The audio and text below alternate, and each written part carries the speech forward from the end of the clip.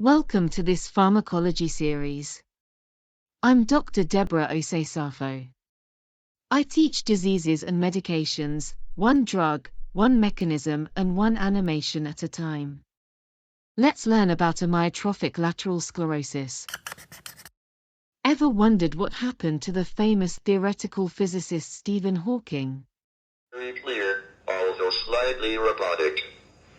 He lived with a condition called amyotrophic lateral sclerosis, or ALS, also known as Lou Gehrig's disease, which is a type of motor neurone disease.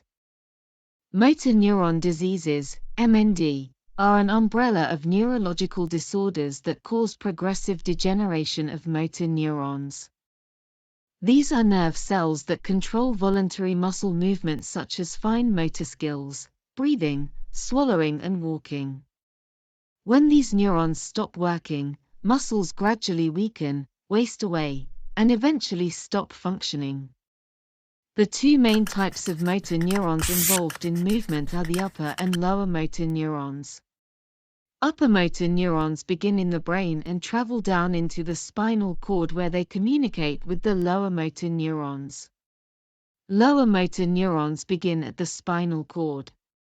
They receive information from upper motor neurons, extend out of the spinal cord and travel to the muscles, causing them to move. These work together to control voluntary movements and reflexes. The cause of motor neuron diseases is unknown and is the focus of ongoing research. In the vast majority of cases, MND occurs randomly and is called sporadic MND. In a much smaller number of cases, MND can be inherited and is referred to as familial. ALS is the most common form of MND and accounts for about 60 to 70% of total cases.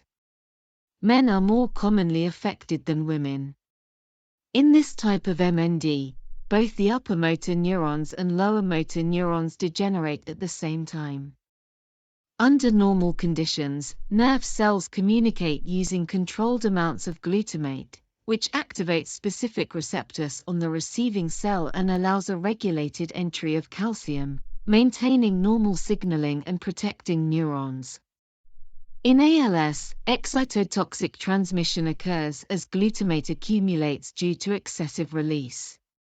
This leads to overactivation of glutamate receptors, excessive calcium entry into neurons, and ultimately neuronal injury or cell death.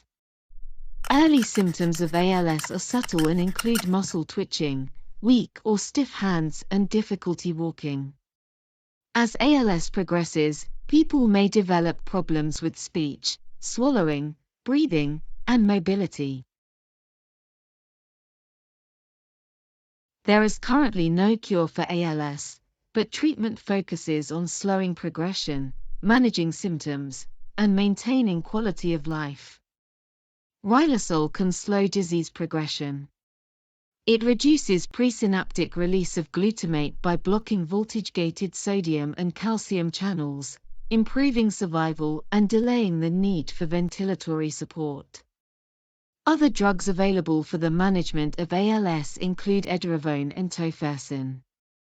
Supportive care plays a vital role in ALS management, and involvement of a multidisciplinary team has been shown to significantly enhance patients' quality of life. In summary, ALS is a complex and devastating disease, but patients are not alone.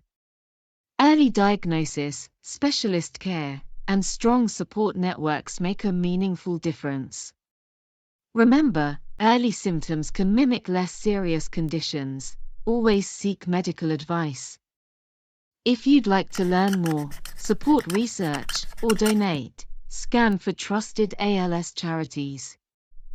Thanks for watching. Don't forget to like, share and subscribe for more content.